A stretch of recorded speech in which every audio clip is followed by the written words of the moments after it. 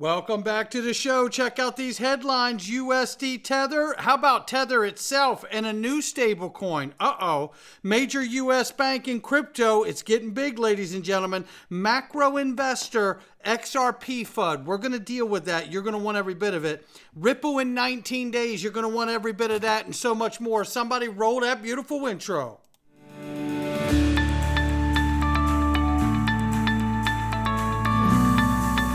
Digital Perspectives with Brad Kimes. Come on in.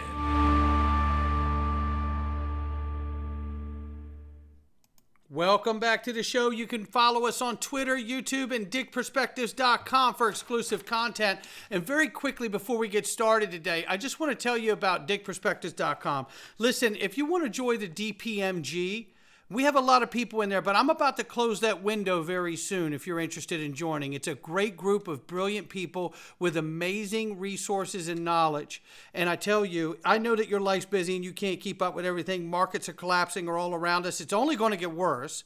And getting the tools you need, like investor checklists, portfolio creation, groups and courses to gap fill your knowledge in this space, as well as the support of the community, as I told you about, weekly private live stream, and so much more. This is what we're talking about. There is a limited time offer to join right now. If you're interested in learning how to use XRP Ledger automated market makers, it's super simple. We're going to take and demystify all of that for you.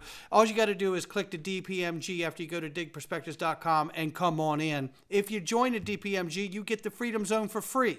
And if you just want to support the channel, you could join the Freedom Zone for next to nothing and get all my daily videos with 0 Google ads and extra content as well that usually falls under something outside of crypto or censorship issues. So it's really, really great stuff that we're going on in both of these areas. So make sure you check them out and see which one's right and come on in. Let's get started right here. $2.2 trillion market cap for crypto, 1.9. We see off by 1.9%, 59,400 plus for Bitcoin, 2,500 for Ethereum. Tether market cap 116 billion plus, and USDC is 34 billion plus. Number 7 spot is XRP at 59 cents, off by 1.3 into 24, but we're up by 4.7 on the 7-day. Range of price right now between 59 and 61 cents. We'll keep an eye on as we move through it. I want to start right here with Tether says they're going to launch a new stablecoin pegged to the UAE currency.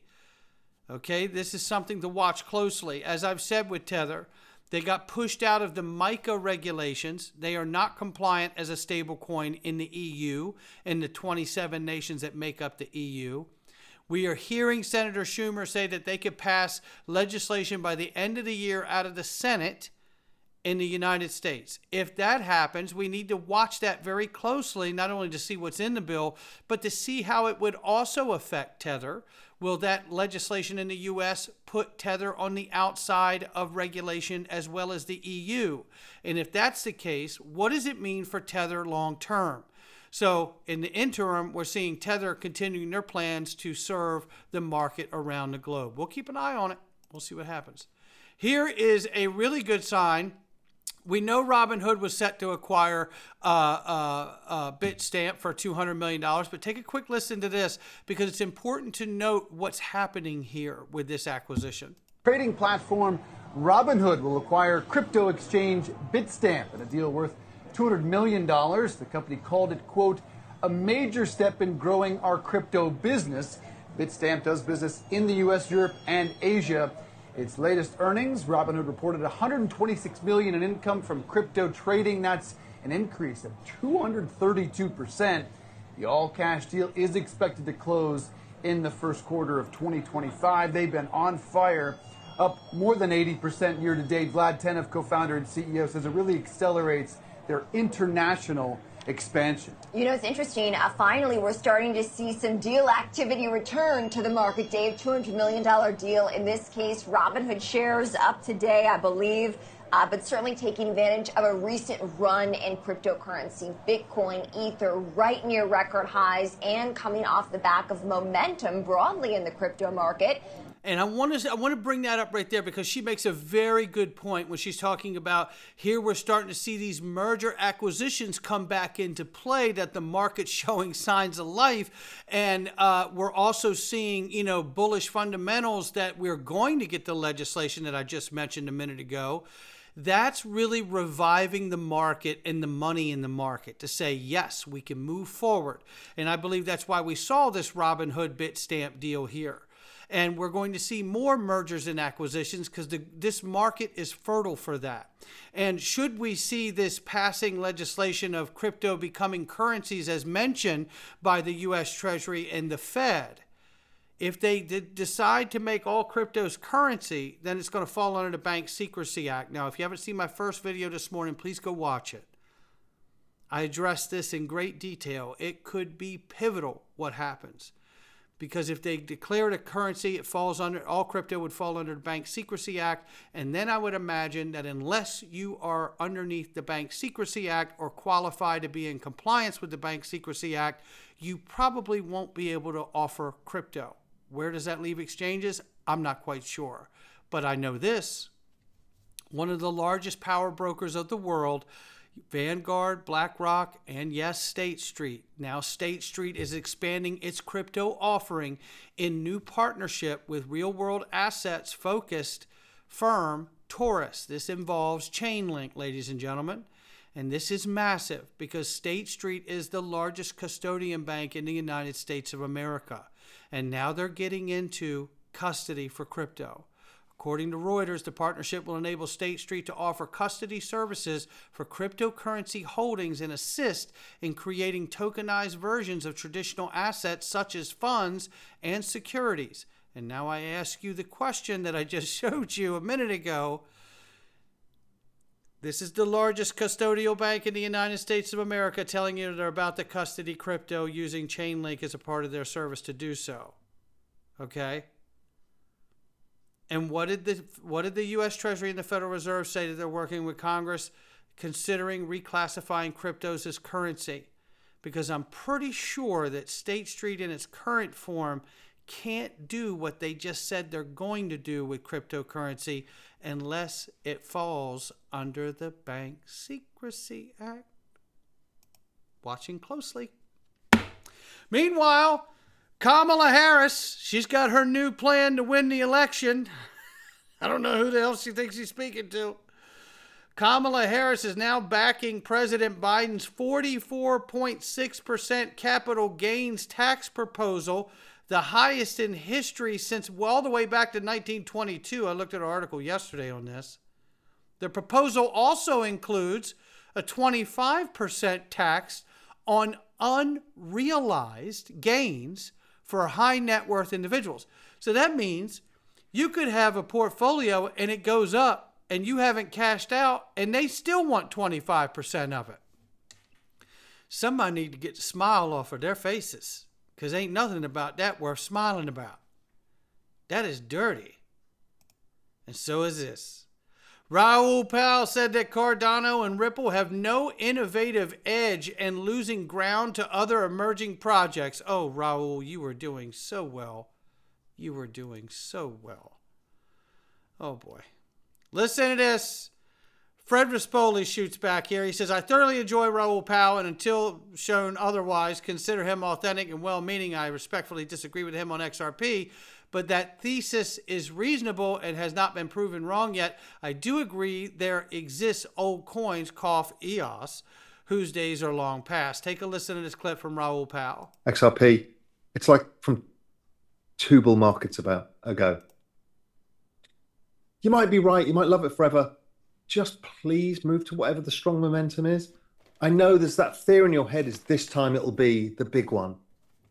You'll get plenty of notification. You get back in, but don't miss the bull market because you're in a narrative of past. And the communities are huge. And I don't want to get attacked by people online for this, but I just feel like you're being done a disservice by being in a cult. Our job is to be mercenaries. We're in the job to make money, not to be a cult. Cults don't make money except for the leaders. So I know it hurts people when I say this, Cardano, XRP. There's a whole bunch of these. I really hope you're right, but hope is not an investment. XRP. Hope is not an investment strategy. I get that. And listen, I own a wide array of tokens in my portfolio. I think all of you know that. And I know a lot of you do too. And then I know some people that are just like, I got XRP. That's what I have. But here's the thing. I appreciate and I understand he's coming from a good place. But the moment that he names XRP and Cardano, it's really, that's where it becomes a problem, right? Because it's like, look, I interviewed Raoul Pal. I have a great respect for him. I really do appreciate his macro insights. But the truth is he's speaking in a condescending manner, thinking that he's helping people, and much like a liberal would speak to people, that only he has the answers and he's trying to save you from yourself.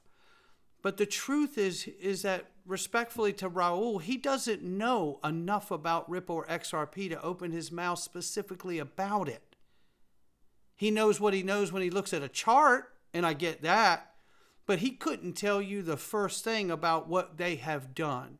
He may not, for all I know, he may not even realize that Rosie Rios, the 43rd Treasurer of the United States of America, is on this old coin.